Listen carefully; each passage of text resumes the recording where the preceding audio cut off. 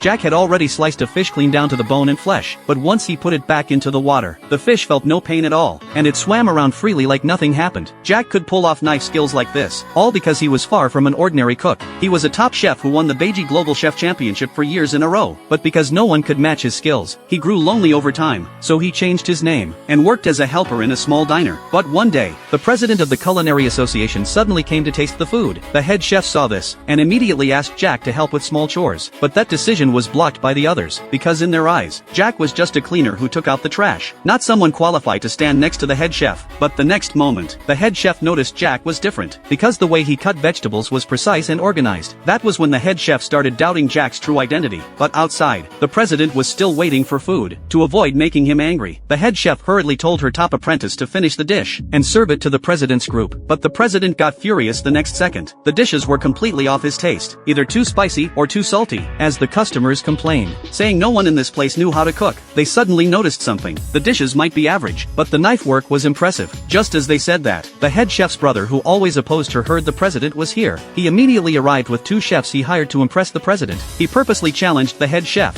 saying if she lost, she must hand over the restaurant she built, but if she won, he would give her all his assets. The head chef was troubled and didn't know what to do. Just then Jack stepped forward with a plate of stir-fried cabbage she just made. He offered it to the president and the food experts to taste, immediately helping the head chef out of trouble. But Jack's brother and the group saw it was just stir-fried cabbage and exploded with anger. They said this place must be too poor to afford ingredients. How dare they serve cabbage to them? The furious group demanded the head chef taste it herself, or they would shut the place down. But the moment she took a bite, she was stunned.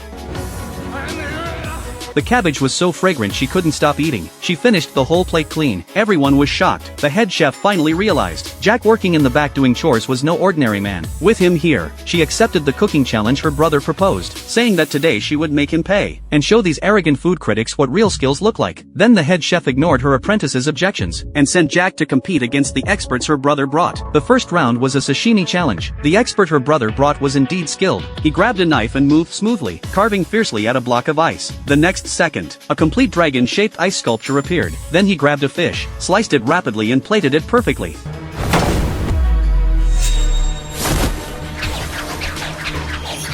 On the other side, Jack was calm. He grabbed a fish as well, pressed on it gently, letting the muscles relax. Then he sliced it piece by piece with care. At this moment, everyone compared the two, and assumed Jack was going to lose. There was no way he could compete, but they did not know Jack had one more move. The next second, Jack placed the fish he had already sliced down to bone and flesh into the water. The fish that should have been completely dead, miraculously came back to life.